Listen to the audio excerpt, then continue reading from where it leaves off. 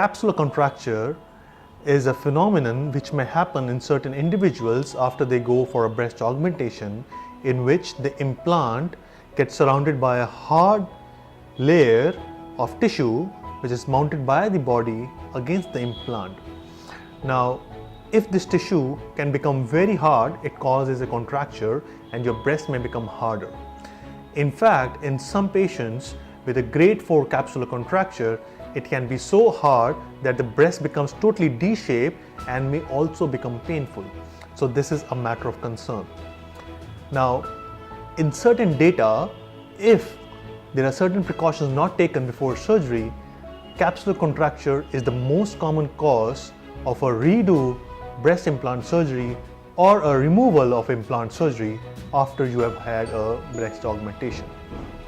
So, if this brings your attention to it, good. Otherwise, you need to know that capsular contracture is an actual thing and a lot of people, plastic surgeons, suffer from it. In my last years of experience of last 6-7 years and more than 300 breast augmentation surgeries, we have had no single case of capsular contracture in my primary cases. So, I'm here to talk to you about what all we do to prevent capsular contracture. Understand, prevention is better than cure. If you can prevent this to happen, why we should be dealing with it later on. So, to understand how we prevent it, we need to know why does capsular contracture happens. Now, there is an ample of evidence which says capsular contracture happens due to a biofilm formation over the implant.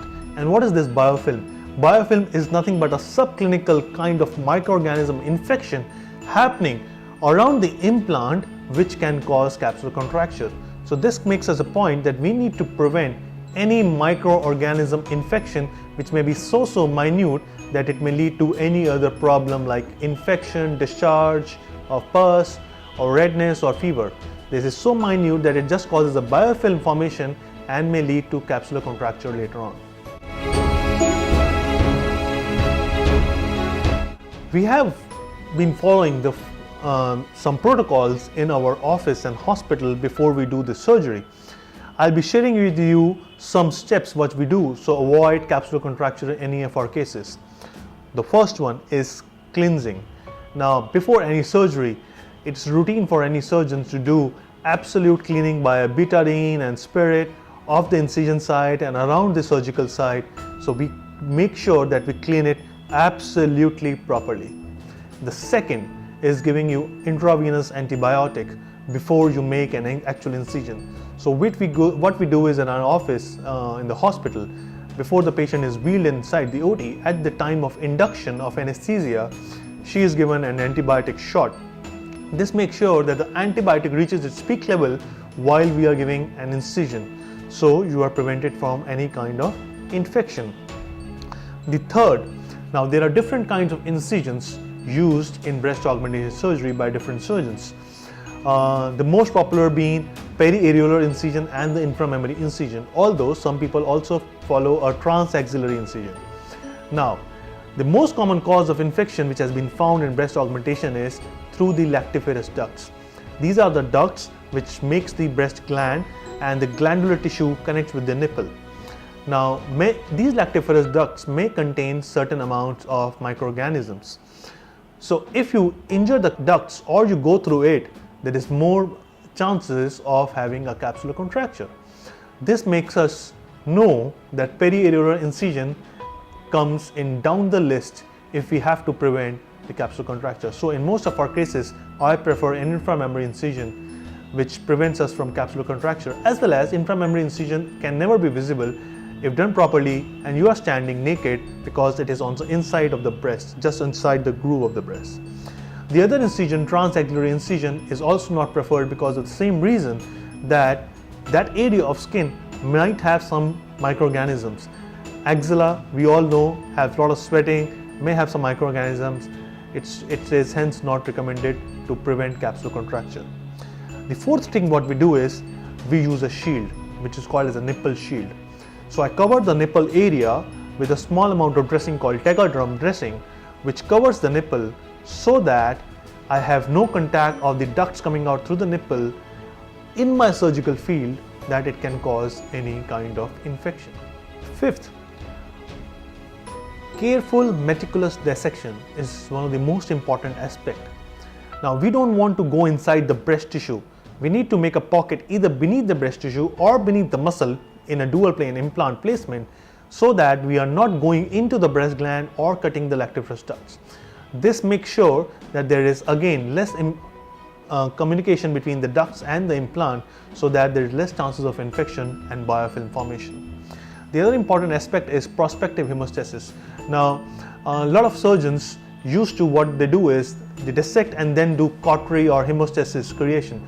Now what I do is look for the vessels, cauterize them before and then dissect forward, so that the surgery is done absolutely bloodless.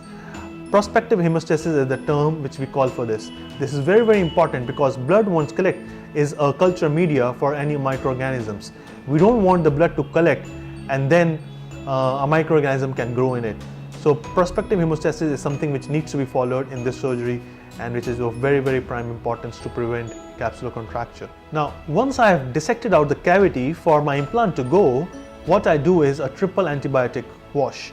So the antibiotic wash has amikacin, has cephalosporin antibiotic, may also have some betadine.